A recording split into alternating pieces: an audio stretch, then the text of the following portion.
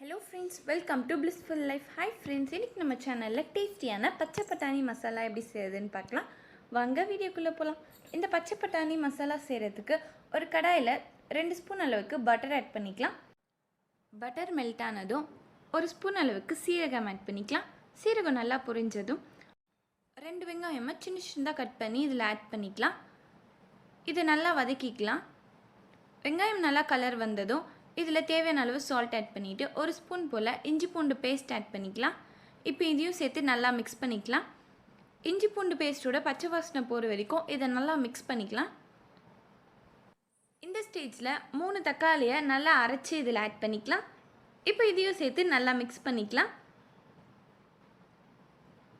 இது ஒரு 2 மினிட்ஸ் போல் நல்லா குக் பண்ணிவிட்டு மசாலாலாம் ஆட் பண்ணிடலாம். 1 ஸ்பூன் வெறுமிளகாய் தூள், 1 ஸ்பூன் மல்லித்தூள், 1/2 டேபிள் ஸ்பூன் அளவுக்கு கரம் மசாலா, 1/4 டேபிள் ஸ்பூன் மஞ்சத்தூள் ஆட் பண்ணிவிட்டு இதை நல்லா மிக்ஸ் பண்ணிக்கலாம். 1/2 கப் அளவுக்கு பச்சை பட்டாணியை இதில் ஆட் பண்ணிக்கலாம்.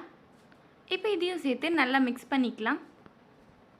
கண்டிப்பாக இந்த பச்சை பட்டாணி மசாலா ரெசிபியை ட்ரை பண்ணி பாருங்கள். ரொம்ப டேஸ்டியாக சூப்பராக இருக்கும். சப்பாத்தி, இட்லி, தோசைக்கெலாம் தொட்டு சாப்பிடலாம். ரொம்ப டேஸ்டியாக சூப்பராக இருக்கும். கண்டிப்பாக ட்ரை பண்ணி பாருங்கள்.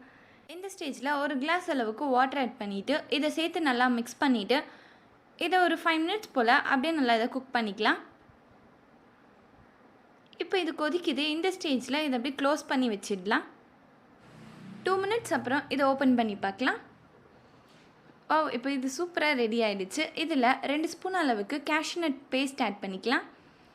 கொஞ்சமாக கொத்தமல்லி ஆட் பண்ணிவிட்டு 1 ஸ்பூன் போல் பட்டர் ஆட் பண்ணிவிட்டு இதை நல்லா மிக்ஸ் பண்ணிக்கலாம். இப்போ நம்ம டேஸ்டியான பச்சை பட்டாணி மசாலா ரெசிபி ரெடி. கண்டிப்பாக இந்த ரெசிபியை ட்ரை பண்ணி பார்த்துட்டு எப்படி இருக்குன்றதை கமெண்ட் பாக்ஸில் ஷேர் பண்ணுங்கள்.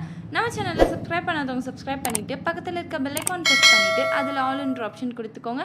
அப்போ தான் நம்ம சேனலில் போடுற வீடியோஸோட நோட்டிஃபிகேஷன்ஸ் எல்லாம் வரும். இன்ஸ்டா அண்ட் ஃபேஸ்புக்கில் ஃபாலோ பண்ணாதவங்க ஃபாலோ பண்ணிக்கோங்க. லிங்க் டிஸ்கிரிப்ஷனில் இருக்குது. தேங்க்ஸ் ஃபார் வாட்சிங்.